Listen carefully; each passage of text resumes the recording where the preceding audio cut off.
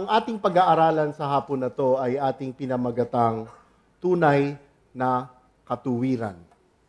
Ang tunay na katuwiran. Isang paglilinaw ho, yung katuwiran na pinag-uusapan ho rito ay ang ibang salitang gagamitin natin kabutihan, kabaitan. Okay? Mari ko po ba kayong anyayahang lahat tumayo, basahin po natin ang salita ng Diyos.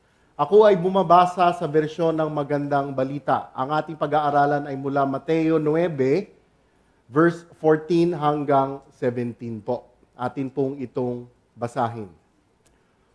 Lumapit kay Jesus ang mga alagad ni Juan na taga-bautismo. At siya'y tinanong, kami po ay madalas mag-ayuno, gayon din ang mga pariseo. Ngunit, bakit hindi po nag-aayuno ang inyong mga alagad? Sumagot siya, dapat bang malungkot ang mga panauhin sa kasalan habang kasama pa nila ang lalaking ikinasal? Kapag wala na ito, saka pa lamang sila mag-aayuno. Walang nagtatagpi ng bagong tela sa isang lumang kasuotan, sapagkat kapag umurong ang bagong tela, mababatak nito ang tinagpian at lalong lalaki ang punit. Wala ring nagsasali ng bagong alak sa lumang sisidlang balat. Kapag ganoon ang ginawa, puputok ang balat, matatapon ang alak at mawawasak ang sisidlan. Sa halip, isinasalin ang bagong alak sa bagong sisidlang balat at sa gayon kapwa ito nagtatagal. Tayo po ay magdasal. Diyos Amang makapangyarihan, pinupuri ka namin dahil tunay kayo ay tapat. Kayo po ay mahabagin, datapwat kami ay hindi tapat, kami ay mga makakasalanan. Patuloy po ninyo kaming inaalagaan, patuloy po ninyo kaming ginagabayan. Aming dasal sa hapon na ito, Panginoon, buksan ninyo ang aming mata, isipan at puso na aming itong maintindihan, maisagawa at maibahagi ang inyong banal na salita. Naway Panginoon, pangunahan po patuloy ninyo ang aking paghahanda, naway ako'y maging tapat lamang sa iyong banal na salita. Ang lahat ng ito ay dinarasal namin sa ngalan ng inyong anak, Panginoong Jesus. Amen. Magsiupo po tayong lahat. Medyo mainit, ano? Okay. Ako mamaya, ganun, matunaw na ako dito mamaya. Okay. Sa hapon na ito, nung binigay ang materialis na itong pag-aaralan sa hapon na to, nung pinakita ni Pastor EJ, binigay ni Miss Abby, nagulat ako sa tema ng pag-aaralan natin sa hapon na ito. Bakit? Kasi tugmang-tugma sa linggo natin ngayon. Tama ho ba? Ang pag-aaralan natin, ang pag-uusapan ay ukol sa pag-aayuno. Hindi ito pinlano. Ngunit pinlano ito marahil talaga ng Panginoong Diyos. No? Sa ating pag-aaral na sunod-sunod ng libro ng Mateo, dito tumugma ang pag-aaralan natin sa hapon na ito. Okay. Alam po ninyo, mayroon akong isang kaibigan na isang milyonaryo, pero marahil baka nga bilyonaryo pa eh. No? Minsan kami nasa isang meeting, kasi itong kaibigan namin na ito na bilyonaryo, talagang napakabait. Ganito siya kabait, mabait talaga. Tumutulong sa napakaraming mga charity, tumutulong sa mga napakaraming mga institusyon. At akin lamang na itanong sa kanya ng umagang iyon, kaibigan, bakit mo ginagawa ang mga ginagawa mo ngayon? Ang sagot niya po sa akin ay ganito, kaibigan, para naman kung umakyat ako sa kalangitan, sa pagharap ko kay San Pedro, ay maipapakita ko ang mga nagawa ko. Mga kapatid, ganyan ang katotohanan na itinuturo sa mundo natin ngayon. Matapos po nating mapag-aralan itong nakaraang linggo ng tinawag na sumunod ng Panginoong Jesus si Mateo na isang publikano, atin nakita na agarang sumunod si Mateo sa tawag ng Panginoong Hesukristo. Ang sumunod na bersikulo ay ukol naman sa isang kainan.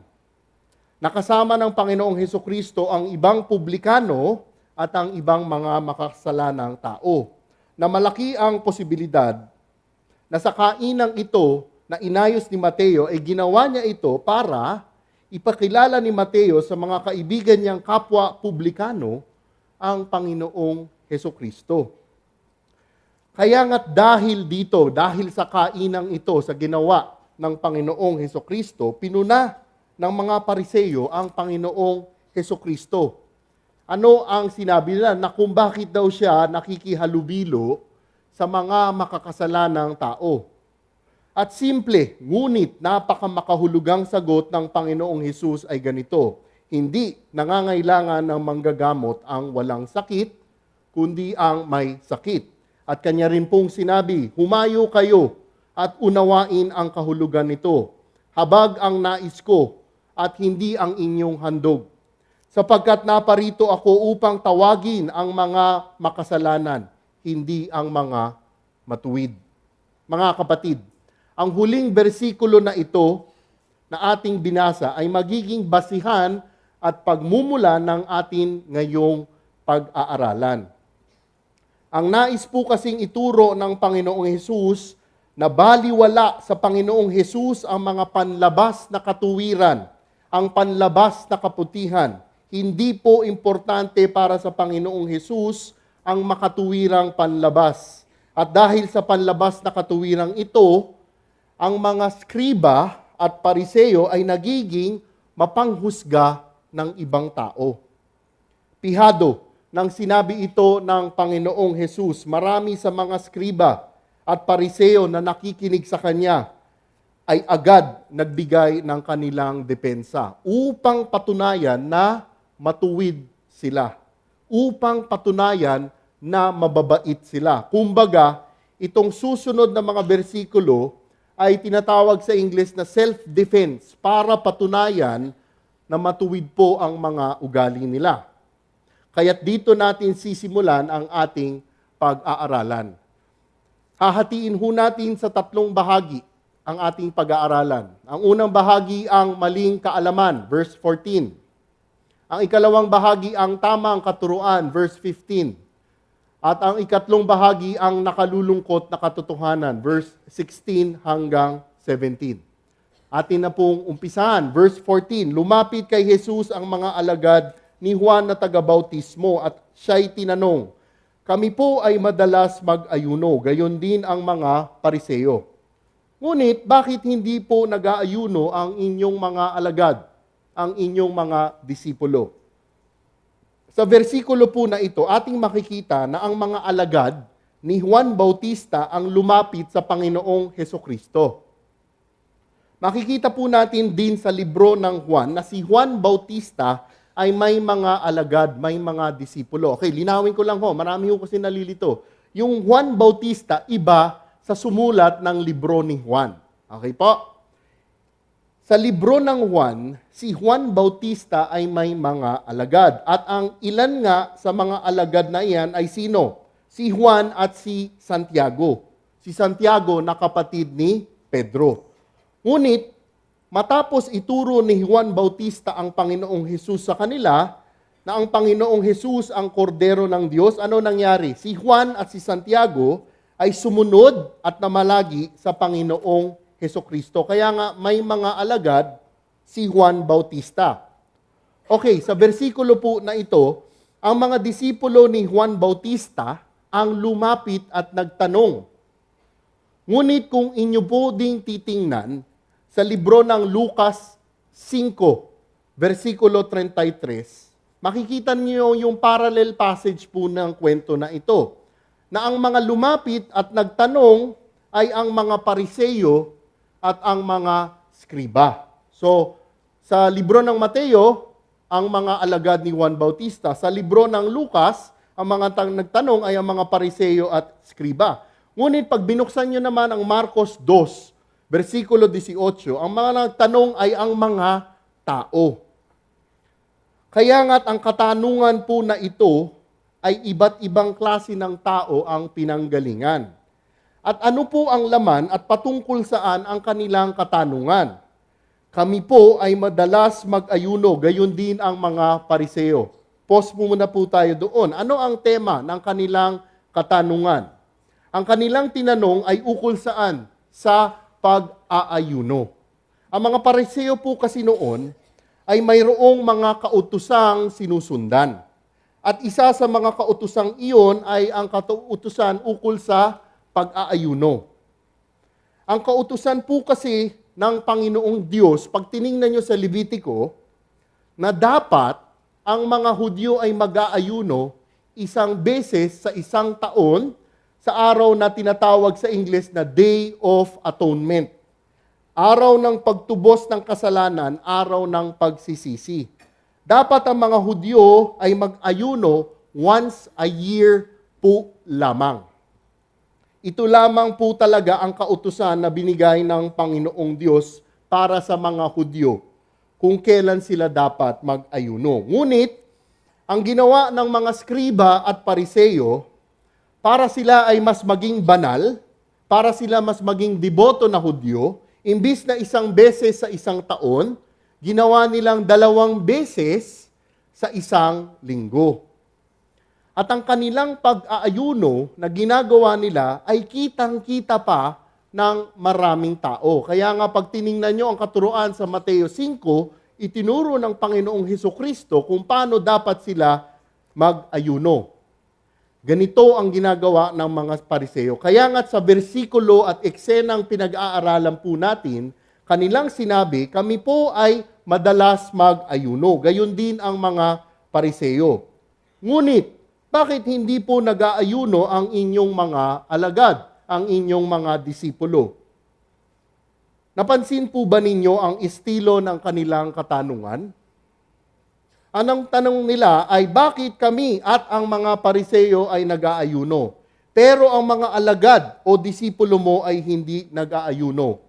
Tinatanong nila ang Panginoong Hesus sa kanyang mga alagad na hindi nag-aayuno. Ngunit kung inyong titingnan, ang tanong na ito ay tanong din para sa Panginoong Hesukristo. Kumbaga, ang tanong nila ay sakop din ang Panginoong Hesus. Parang ganito tuloy ang tanong nila. Kung ang mga disipulo mo ay tila hindi nag-aayuno, ikaw ba nag-aayuno? Kung ating pag-aaralan, ating tatandaan sa Mateo 4, di ho ba ang Panginoong Hesus ay nag-ayuno? Pansinin nyo yung versikulo na yon. May nakakaalam ba na nag-ayuno ang Panginoong Hesus? Wala hong nakalagay doon na iba na nakakaalam ng pag-aayuno niya. 40 days, 40 nights nag-ayuno ang Panginoong Hesukristo. Again, di ba ho, ang kabanata na ito ay kabanata Siyam, chapter 9. Itinuro ng Panginoong Hesus ang pag-aayuno sa mga disipulo sa chapter 5. Chapter 6, tama ho ba? Chapter 6 po yata. Kung paano sila mag-aayuno. Paano dapat ho sila mag-ayuno? They should fast in private. Wala ho dapat nakakaalam. Kaya nga yung katanungan na ito ng mga disipulo ni Juan Bautista, ng mga pariseo, ng mga tao sa Panginoong Hesukristo, tinatanong nila ang alagad ng Panginoong Hesus kung nag-aayuno ba talaga sila. Hindi natin alam. Bakit? Marahil kung mag-ayuno ang mga disipulo ng Panginoong Hesukristo, marahil ito na ay pa-sekreto. Kaya nga kung inyong mabuting pag-aaralan ang ilang bersikulo na ito, mapapaisip kayo kung bakit pumasok bigla sa usapan ang ukol sa pag-aayuno. Kasi nga po, yung versikulo 13 na unang binasa ko po, di po ba ganito ang versikulo? Humayo kayo at unawain ang kahulugan nito. Habag ang nais ko at hindi ang inyong handog. Sapagkat naparito ako upang tawagin ang mga makasalanan, hindi ang mga matuwid. Tinamaan po kasi talaga ang mga skriba at mga pariseyo. At kailangan nila depensahan ang kanilang pagiging makatuwiran. At agad na pumasok sa isip nila ay ang ritual na pag-aayuno nila na nagiging basihan ng pagiging makatuwiran nila. Ngunit ating makikita mamaya na ang mga ritual at sakripisyo nila ay talagang bali wala. Ito ho ang unang prinsipyo.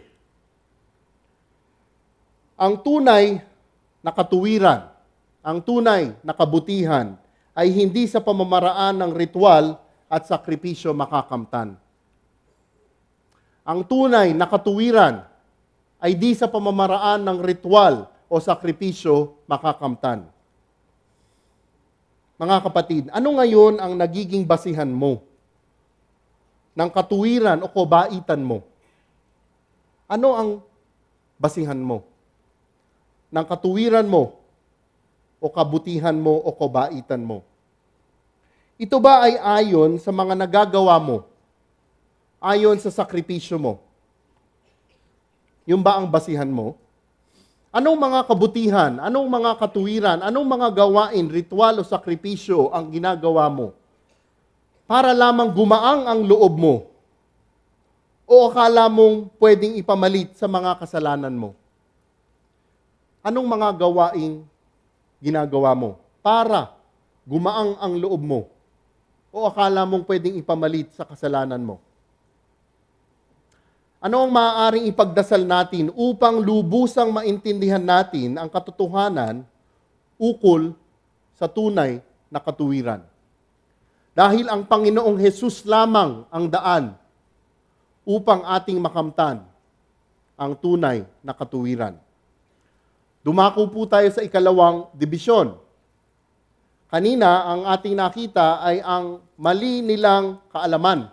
Ang mali nilang kaalaman. Ang ikalawang dibisyon, ang tamang katuruan. Verse 15, sumagot siya, dapat bang malungkot ang mga panauhin sa kasalan habang kasama pa nila ang lalaking ikinasal? Kapag wala na ito, saka pa lamang sila mag-aayuno. Okay, matapos pong magtanong ng mga alagad ni Juan Bautista, ng mga pariseo, ng mga tao, ano ang naging tugon ng Panginoong Hesukristo? Sumagot siya, dapat bang malungkot ang mga panauhin sa kasalan habang kasama pa nila ang lalaking ikinakasal? Kaunti po munang background sa kasalan ng mga Hudyo, ating pag-aralan.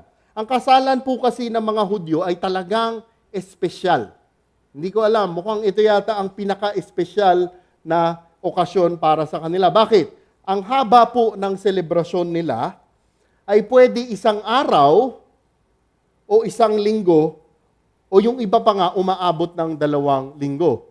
Ganoon kahaba ang mga kasalan ng mga Hudyo. Depende po kasi ito sa estado at yaman ng mga kinakasal na tao. Isipin po ninyo mga kapatid. Di ba tayo pag nag-attend ng kasal, pagkatapos ng seremonya, saan ang diretso? Sa reception. Minsan nga, wala sa seremonya, nandun lang sa reception. Ang reception, ang kasalan ng mga Hudyo, isang araw o isang linggo o kaya 2 linggo. Kung hindi ba talaga ang tema noon ay talagang napakasaya. At ibinigay po, ito ang ibinigay dito ng Panginoong Hesus na pagsasalarawan upang kanilang lubusang maintindihan ang kanilang pag-aaralan. Binigay na pagsasalarawan ay ukol sa isang kasalan. Kasi pag sinabi mong kasalan sa mga Hudyo, agad pumapasok sa isip nila na ito ay masaya. Kaya nga sabi ng Panginoong Hesus, dapat bang malungkot ang mga panauhin sa kasalan? Nang sinabi po niya ito, tiyak na agad nilang maiintindihan ang klase ng kasiyahan na tinutukoy po dito. Habang nandoon ang lalaking ikinakasal, ay dapat tuloy-tuloy ang kasiyahan. Kung inyong titingnan ang konteksto po ng pagsasalarawan na to, sino ang sinasabing lalaking ikinakasal? At sino ang mga panauhin? Kanina sa Sunday School, tinanong ko yung mga bata. Isipin niyo, 6-year-old sumagot. Sino ang bridegroom sa English? Sabi niya, si Jesus Christ. Na-shock talaga ako. 6 years old. Siguro tinulungan ng magulang yon. Pero ang bridegroom, ang lalaking ikinakasal ay ang Panginoong Hesukristo. At sino ang mga panauhin sa kasalan? Ang mga disipulo ng Panginoong Hesus. Yun o ang ibig sabihin nito. Ito ang ginamit ng Panginoong Hesus na pagsasalarawan. Dahil naroon pa ang Panginoong Hesus, walang dahilan na sila ay mag-ayuno. Dahil kung inyong titingnan, ang isa sa mga dapat na dahilan at konteksto ng pag-aayuno ay dahil sa isang matinding kalungkutan. Pag titingnan ho ninyo ang salita ng Diyos, ang konteksto ng pag-aayuno, ang isa sa dahilan ay ang matinding pagdadalamhati. Isang matinding kalungkutan. At isa pang matinding dahilan kung bakit dapat mag-aayuno ay earnest, deep prayer. Yun ho ang konteksto ng pag-aayuno, ang konteksto ng fasting. Ang pag-aayuno po kasi, more often than not, is associated with deep sorrow. Kaya nga't ang sinasabi ng Panginoong Hesus, bakit sila mag-aayuno? Bakit sila malulungkot? Sa pagkakataon na yon, ang Panginoong Hesus ay naroon. The King of Kings, the Lord of Lords, the bridegroom of the church. Kaya nga't hanggang naroon siya, dapat magsaya sila. Ngunit pagkatapos niyang sabihin iyon, ano naman ang sinabi ng Panginoong Hesus? Sumagot siya, dapat bang malungkot ang mga panauhin sa kasalan habang kasama pa nila ang lalaking ikinakasal? Kapag wala na ito, saka pa lang sila mag-aayuno. Ano ang sinabi ng Panginoong Hesus? Darating ang panahon na matatapos din ang espesyal na okasyon na kapag wala na po ang lalaking ikikasal, kapag wala na po ang Panginoong Hesus sa piling nila, saka pa lamang sila mag-aayuno. Darating po ang panahon na iyon. At nangyari po ba talaga ang panahon na iyon? Di po ba nangyari? Ano ho ang nangyari? Ang Panginoong Hesus ay kanilang kinuha at pinatay. Ito po ang sinasabi, ito po ang tinuturo dito ng Panginoong Hesukristo. Kapag nangyari ito, doon karapat-dapat na sila ay mag-ayuno. Okay, ano po ang ibig sabihin ng pagsasalarawan na ito? Sigurado po ako, hindi naman ito ukol sa kasalan ang gustong ituro ng Panginoong Hesukristo. Ang itinuturo dito ng Panginoong Hesus, pakinggan ho natin mabuti ito. Kanilang masidhi, kanilang matinding pag-isipan at pag-aralan kung ang mga ritual nila ay pawang may kabuluhan. Ang pagsasalarawan po na ito ay nagpapakita ng ano? Dapat tugma ang panlabas na ginagawa mo sa puso mo. Di po ba't kapag masaya ka, tumatawa ka, o ngumingiti ka? Kung anong nasa puso mo, makikita sa galaw mo. Gayon din ang sinasabi ng Panginoong Hesukristo. Kapag kasalan, masaya ang tao. Kaya't anong dahilan kung bakit sila mag-aayuno? Ang ibig ituro ng Panginoong Hesukristo sa mga skriba, sa mga pariseo, sa mga tao, ay ang mga ritual nila ay hindi tugma sa espiritual. Their rituals do not connect with their hearts. Their rituals are purely external. Ang katuwiran nila, ang sakripisyo nila ay puro panglabas. Nais ko po ngang itanong, ano ang dahilan mo kung bakit nagsisimba ka tuwing linggo? Ano ang dahilan mo? Dahil ba talagang gusto mong magpuri at magsamba? O dahil lang napilitan kang sumama? Ano ang dahilan mo? O kaya gusto mo ba lang talaga magsimba para lang makumpleto mo ang listahan mo sa isang linggo? Naintindihan ho natin yon. Di ba may mga tao, nako, pag hindi ako nakapagsamba, baka kulangin ako, baka malasin ako. Ano ang dahilan mo sa pagsimba mo? Isa pa po, para tayo ay nasa tamang konteksto. Ano ang dahilan mo sa pag-aayuno mo? Ano ang dahilan mo sa pag-aayuno mo? Tugma ba talaga ang pag-aayuno mo sa nilalaman ng puso mo? O nais mo lang mabansagan na ikaw ay isang makatuwiran? Ito ho ang prinsipyo. Ang tunay na katuwiran ay mula loob hanggang labas. Ang tunay na katuwiran ay mula loob hanggang labas. Anong klase kaya ng katuwiran o kabutihan meron ka? Ito kaya ay tunay? Ito kaya ay sablay? Paano mo kaya malalaman kung tunay o di tunay ang katuwiran mo? Paano mo kaya malalaman? Kung nais mong tunay na malaman, mga kapatid, ito ang kasagutan. Ang Panginoong Hesus lamang ang daan upang ating makamtan ang tunay na katuwiran. Ang Panginoong Hesus lamang ang daan upang ating makamtan ang tunay na katuwiran. Mga kapatid, aking tatanungin sa ating lahat, malinaw na ba talaga sa atin kung sino ang Panginoong Hesus? Siya ba ay tunay nating tagapagligtas?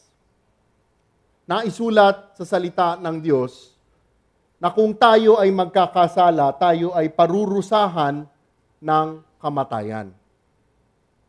At hindi ho nagloloko, hindi ho nambobola ang Panginoong Diyos.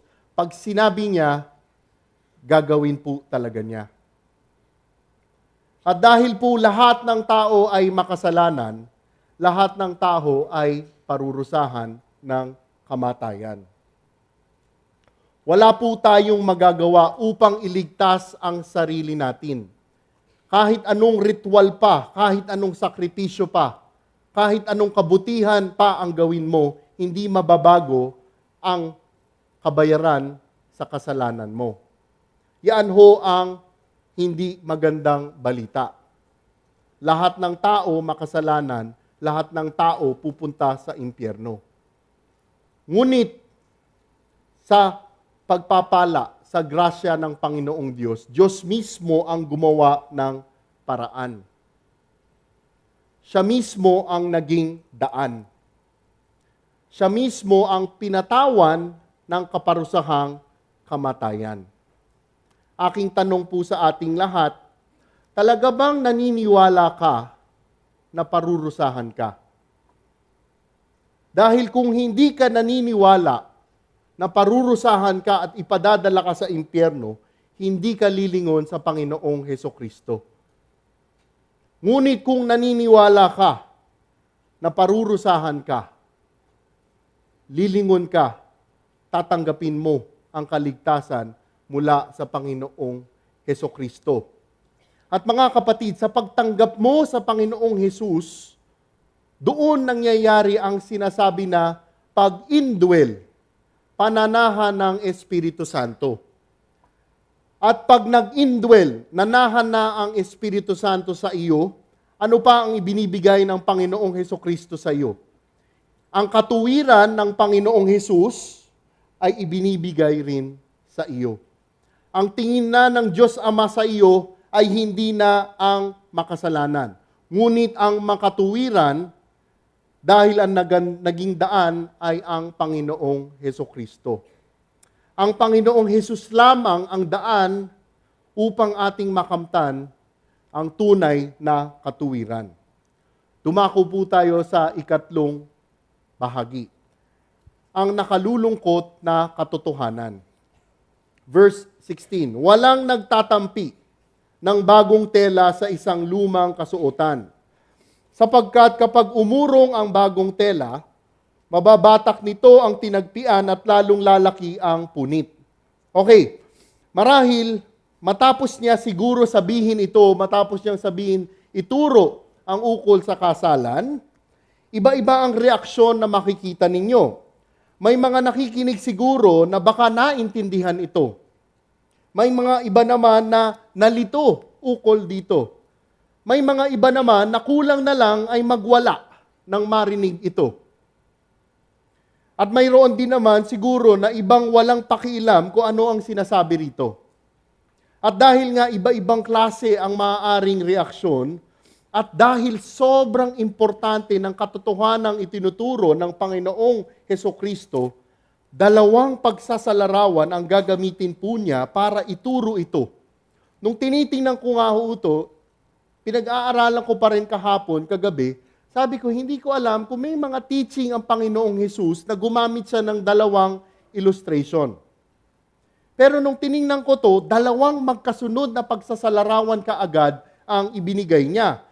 Dalawang pagsasalarawan dahil sobrang importante ng ituturo niya. Ano po ang tinuro niya? Walang nagtatagpi ng bagong tela sa isang lumang kasuotan. Marahil sa mga tao noon at maging sa mga tao ngayon, ang pagsasalarawan na ginamit ng Panginoong Hesus ay agarang maiintindihan. Kanya pong isinasalarawan na kung mayroon daw pong isang sira, punit o butas na lumang tela ang kasuotan, at kung kayo ay maghahanap ng pangtagpi, pantahi, sa sira o punit na lumang tela ang kasuotang ito, ang hahanapin po ninyo na tela ay yung hindi bago. Bakit kamo? Sapagkat umuurong ang bagong tela, mababatak nito ang tinagpian.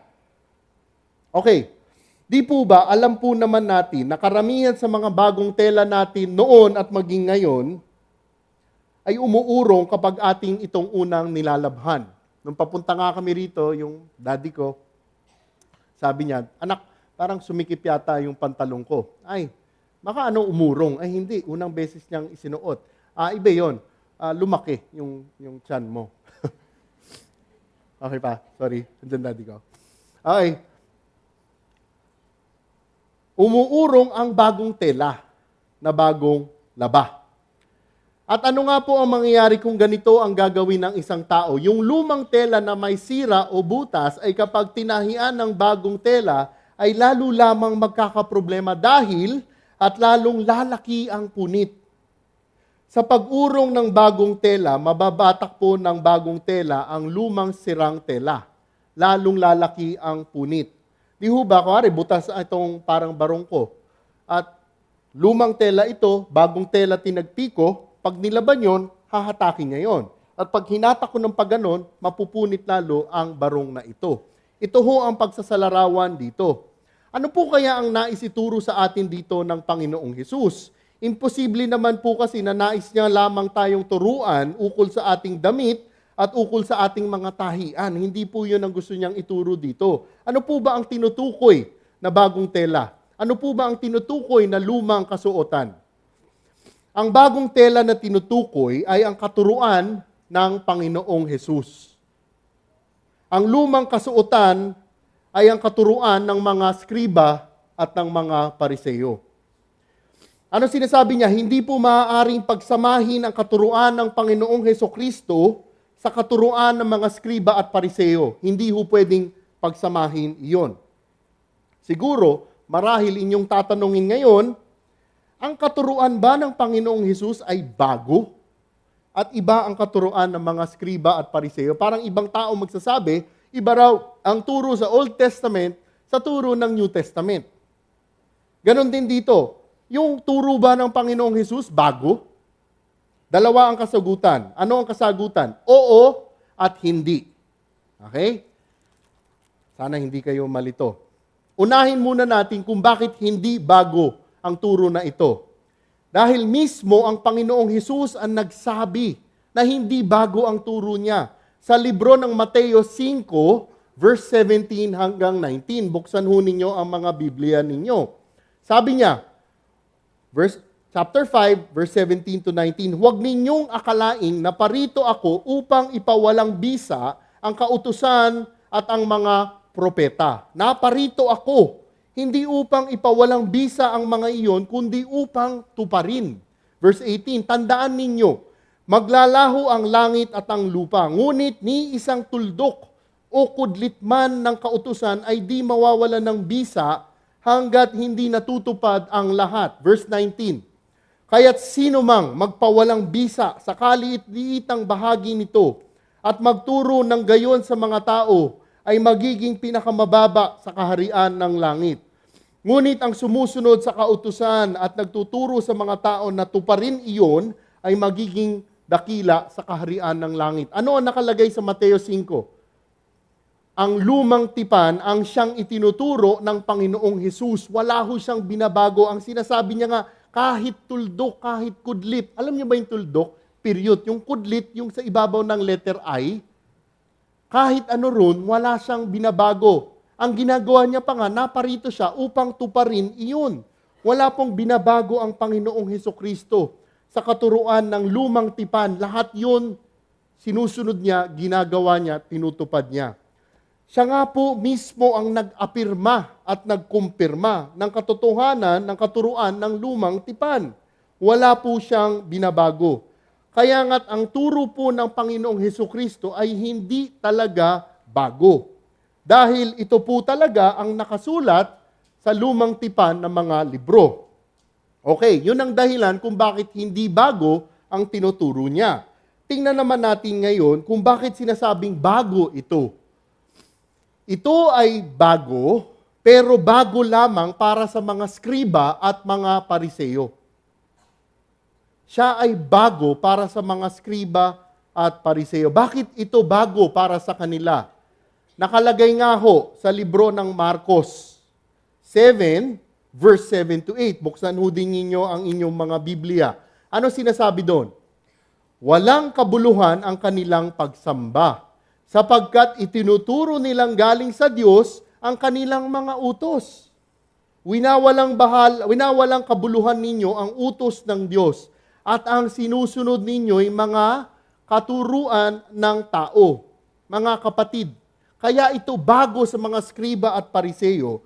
Ang mga katuruan po kasi ng skriba at pariseyo ay hindi naaayon sa katuruan ng Panginoong Diyos. Ngunit ang katuruan po nila ay naaayon sa tradisyon, sa katuruan ng tao.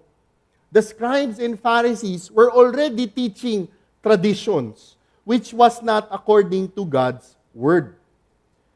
Kaya nga ho, yung mga turo ng Panginoong Hesukristo, bago talaga para sa mga skriba at pariseyo.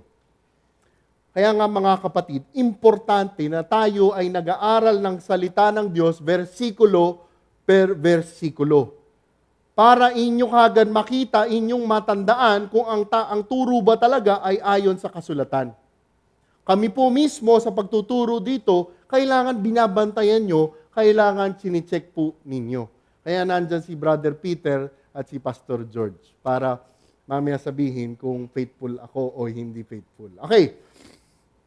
Kaya nga't ang katuruan po talaga ng Panginoong Hesus ay bago po ba talaga? Oo, bago para sa mga skriba at sa mga pariseyo. At dahil bago po ito para sa mga skriba at pariseyo, katulad po ng pagsasalarawan na ito, di po talaga maaaring mapagsama ang katuruan nila at ang katuruan ng Panginoong Hesukristo. Katulad po ng versikulo at eksenang ito, para sa mga Hudyo at Pariseyo, ano katuruan nila? Ang pag-aayuno ay isang paraan upang makamit ang pagiging makatuwiran. Ito ang kanilang katuruan. Ngunit ang tunay na katuruan, ang tamang katotohanan, ang katuwiran, ay sa Panginoong Hesukristo lamang matatagpuan. We can never earn God's favor and approval through our good works. True righteousness is given to us, imputed to us. Yun ho yung English version po nun. God's righteousness is through Christ alone when we accept Him as our Lord and Savior. At alam po ninyo, di po kayang tanggapin ito ng mga pariseyo at skriba noon. Hindi nila matatanggap iyon. At mga kapatid, ang nakalulungkot, hindi rin ito itinatanggap ng mga tao ngayon. Scribes then and people now cannot accept that our good works is nothing in God's eyes. Pag tiningnan ninyo ang Isaiah 66, nakalagay ho doon na ang ating mga mabubuting gawain ay parang maruruming basahan. Hindi maaaring itahi ang bagong tela sa lumang tela. Masisira lamang po ito. Okay, tingnan pa po natin ang isang pagsasalarawan na ginawa at binigay ng Panginoong Hesus. Makita nyo talaga ang importansya ng tinuturo po dito dahil hindi lang isang pagsasalarawan, binigyan niya pa ng isa. Verse 17, wala ring nagsasalin ng bagong alak sa lumang sisidlang balat. Kapag ganoon ang ginawa, puputok ang balat, matatapon ang alak, at mawawasak ang sisidlan. Sa halip, isinasali ng bagong alak sa bagong sisidlang balat, at sa gayon, kapwa ito nagtatagal. Mga kapatid, dahil nga po, matindi ang katotohanan at katuroang sinasabi dito, nagbigay pa muli ang Panginoong Hesukristo ng pagsasalarawan ukol dito. Ano sinabi niya? Walang nagsasali ng bagong alak sa lumang sisidlang balat. Pag-aralan po natin ito. Una, tingnan natin ang konteksto ng mga alak sa panahon nung itong sa Palestino. Okay, ganito po ang paggawa ng alak. Pakinggan ho ninyo ito at ikwento nyo sa mga kaibigan nyo na mahilig sa alak. Kasi kayo hindi. Okay, ang paggawa po ng mga alak noon ay ganito. Ang mga alak ay gawa sa ubas sa Palestino. Yung mga ubas, nilalagay sa wine press. Okay, ano yung mga wine press? Ito ay pwedeng kwadrado o pabilog na lupang hinukay or bato na hinukay. At yung lupa o bato, nilalagyan ng plaster sa gilid. At inilalagay lahat ang ubas sa wine press. At ano ginagawa? Yung mga Hudyo, papasok sa wine press, aapakan yon. Uy. Okay. So yung katas ng mga ubas at katas ng mga paa nila, okay, mahuhulog sa parang imbudo. Okay, mahuhulog. Na malalaglag sa tinatawag na wine vat. Okay, wine vat, yun yung unang lalagyan. Doon hinahayaan mag-ferment ang katas ng ubas. At dahil mainit sobra sa Palestino, mabilis maging alak ang mga ubas. Sobrang bilis. Kaya huwag kayong mag-alala, yung katas ng ubas at ng paa nila, nalilinis yun dahil nagpe-ferment. Okay? Pinatatagal nila yun sa wine vat ng mga 4 hanggang 6 na araw. Pagkatapos ng 4 hanggang 6 na araw, mula sa wine vat na kinalalagyan, sinasala nila iyon. At anong ginagawa nila? Tatanggalin nila lahat ng dumi. So, pino na yon pagsala nila. Pagkatapos na nila nilalagay nila sa mga clay jars or sa mga tinatawag na sisidlang balat. Okay? Ano naman ngayon ang sinasabing sisidlang balat? Ang sisidlang balat ay gawa sa mga kambing. Kompleto na, no? May alak na, may pulutan pa sila. Okay. Ano yung sisidlang balat na sinasabi dito? Yung mga kambing, di ba, tatanggalin lahat ng laman nun, iiwan yung balat. So meron siya para sa papunta sa leeg, meron din sa paa, 4, di ba? Ang gagawin, pag wala na lahat laman yun, tatahiin yung mga dulo, yung 4 na dulo ng paa at yung leeg. Yung leeg, yun ang parang imbudo, dun nilalagay ang alak. Tapos tinatali nila yun. Naintindihan nyo? Na-imagine nyo na? Okay. Yun ang tinatawag ditong sisidlang balat. Nilalagay ang alak doon para saan? Para patuloy pa maging alak, mag-ferment. Gaano katagal nilalagay yun? 4 hanggang 6 na buwan. At habang nandun siya sa sisidlang balat, dahil nagfe-ferment, nagkakaroon ng carbon dioxide, CO2. So nakasara yan sa ibabaw, lumolobo ang sisidlang balat dahil sa carbon dioxide at sa alcohol. Yung sisidlang balat, kapag nabatak, dahil sa alcohol, kahit balat yun, hindi na bumabalik yung elasticity. Batak na siya. Yun ang sinasabi ng Panginoong Hesukristo, na walang nagsasali ng bagong alak sa lumang sisidlang balat. Bakit? Kapag ganoon ang ginawa, ano mangyari? Puputok ang balat. Dahil nga po ang sisidlang balat ay batak na. Kunwari, yung lumang alak, nasali na, ininom na, nagamit na. Okay? Okay, side note lang. Dahil dati ang mga Hudyo, mas preferred nila uminom ng alak. Okay, para tama ang konteksto ninyo ha. Dahil sa kanila noon, mas mahirap kumuha ng malinis na tubig. Ang alak nila ang ginagawa nilang parang tubig. Okay? Hindi katulad natin ngayon, na ginagawa natin ito pang-inom, pang-okasyon. Okay. So, yung mga batak na balat ng sisidlang balat, no, wala nang laman, hindi na bumabalik yon. At ang matindi ron, natutuyo pa yon. At dahil tuyo na yon, kapag nilagyan mo ngayon ng bagong alak yun, galing doon sa wine vat, ano mangyayari sa balat? Puputok ang balat. At ano mangyayari? Matatapon ang balat, mawawasak ang sisidlan. Masasayang lang po ang alak. Dahil mawawasak ang sisidlan, tatapon ang alak. Muli, ang itinuturo dito ng Panginoong Hesus ay hindi lamang ukol sa sidlang balat at alak. Ang itinuturo po niya ay hindi maaaring pagsamahin ang bago sa luma. Hindi ho maaaring pagsamahin ang lumang kautusan ng mga Hudyo na ukol sa tradisyon sa bagong katuruan para sa mga skriba at pariseyo at hindi po pwedeng pagsamahin iyon. Ano mangyayari? Sisirain lamang ng bagong alak ang lumang sisidlang balat. Kaya't ano po ang dapat gawin? Sa halip, isinasalin ng bagong alak sa bagong sisidlang balat at sa gayon kapwa ito nagtatagal. Kailangan isalin ang bagong alak sa bagong sisidlan upang ating tunay na makita at maintindihan ang nag-iisang katotohanan. Ano ho ba ang sinasabi dito? Upang makamit ang tunay na katuwiran na sa Panginoong Hesukristo lamang matatagpuan, kinakailangan nating iwanan, kinakailangan nating kalimutan ang ating maling sariling kaisipan. Righteousness by works will not ever save.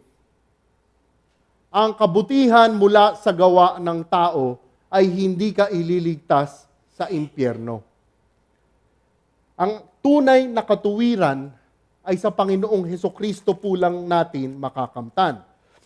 Okay, dahil nga, sobrang importante ng katuruan na ito, dalawang pagsasalarawan ang ginamit dito. Kasi nga po, ang maling katuruan ng righteousness by works ay paulit-ulit lamang na ginagawa ng tao. Pag tiningnan nyo, sa unang simbahan kaagad nangyari na ito. Pag binuksan nyo sa Gawa 15, ang nangyari ho kasi doon, di ba, may mga first century Christians. At yung first century Christians, yung accepted Christ as their Savior. Ang nangyari, may mga dumating na tinatawag na Judaizers. Ano yung mga Judaizers? Tinuturo, sabi nila Kristiyano sila. Ngunit para maging matuwid ka, kailangan magpatuli ka pa. Nangyari ka agad yun sa first century church. At pag binuksan nyo rin ang libro ng Galatia, nangyari din po yun. At alam po ba ninyo, maging sa panahon po natin ngayon, may mga simbahan na magsisimula sa tamang katuruan, ngunit paunti-unti bumalik sa tradisyon ng maling katuruan. At alam po ninyo, ito po ang nakalulungkot na katotohanan na maaaring mangyari po. Kapag pinilit mong pagsamahin ang katuruan ng Panginoong Hesukristo upang makamit ang kaligtasan at tunay na katuwiran at isinama mo sa maling katuruan ng tao na puro kamunduhan. Tingnan ho ninyo sa Lucas 5 verse 39. Ito yung parallel passage ho ng bersikulo na ito. Nakalagay sa Luke 5:39. Wala ring magkakagustong minom ng bagong alak kapag nakainom na ng lumang alak. Sapagkat sasabihin niya, mas masarap ang lumang alak. Nakita ho ninyo yung turo doon. Pag pinilit nyo pagsamahin ang turo ng Panginoong Hesukristo sa turo ng mundo, hindi ho magtutugma iyon. Ang gagawin mo, iiwan mo yung bagong alak, iiwan mo ang turo ng Panginoong Hesukristo, at doon ka na lang sa lumang alak, sa turo ng mundo. Ito ho ang prinsipyo. Ang di tunay na katuwiran ay di tatanggapin ang katotohanan. Ang di tunay na katuwiran ay di tatanggapin ang katotohanan. Marami kayong makikita sa mundo na ito na ang katuwiran na sinasabi nila ay ayon sa gawa nila. At pag binigay mo ang katotohanan ng Panginoong Hesukristo, tatalikuran lang nila. Aking ang tanong, sa papaanong paraan mo tinatanggihan o di pinaniniwalaan ang mga turo ng Panginoong Hesus na katotohanan? Sa paanong paraan mo tinatanggihan o di pinaniniwalaan ang mga turo ng Panginoong Hesus na katotohanan? Ano kaya mga kapatid ang tunay na dahilan kung bakit di mo matanggap ang katotohanan galing mismo sa Panginoong Hesukristo? Ano kaya ang tunay na dahilan? Ba't hindi mo matanggap ang turo ng Panginoong Hesukristo? Kaya nga't ano ang ipagdarasal natin upang ating lubusang maintindihan at maisabuhay ang lahat ng katuruan na galing sa Panginoong Hesukristo. Dahil ang Panginoong Hesus lamang ang daan upang ating makamtan ang tunay na katuwiran. Sa ating pagtatapos at sa ating pong pag-uwi, sa pag-attend po ninyo ng breakout groups po ninyo mamaya, atin pong ipagdasal, atin pong pag-isipan. Kung di pa talaga malinaw sa atin ang kaligtasan at hindi tayo sigurado sa katuwirang mayroon tayo, ating ipagdasal sa Diyos. Lumapit po kayo sa leader po ninyo. Lumapit po kayo sa amin. At ibibigay po namin sa inyo ang katotohanan ng kaligtasan na manggagaling lamang sa Panginoong Hesukristo. Tayo po ay magdasal.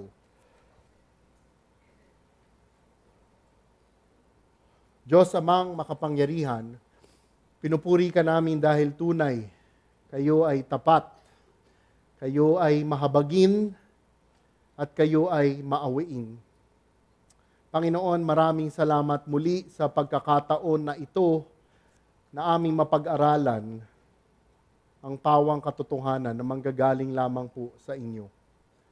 Aming dasal, Panginoon, na sa aming pag-uwi, kami po ay gabayan ninyo, kami po ay patnubayan ninyo, na kung hindi pa talaga malinaw sa amin ang kaligtasan, hindi pa po namin sigurado ang tunay na katuwiran.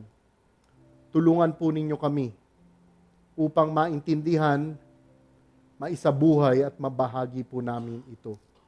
At lahat ng iyan ay tinataas namin sa ngalan ng inyong anak, Panginoong Hesus. Amen. Palakpakan po natin ang Panginoong Diyos.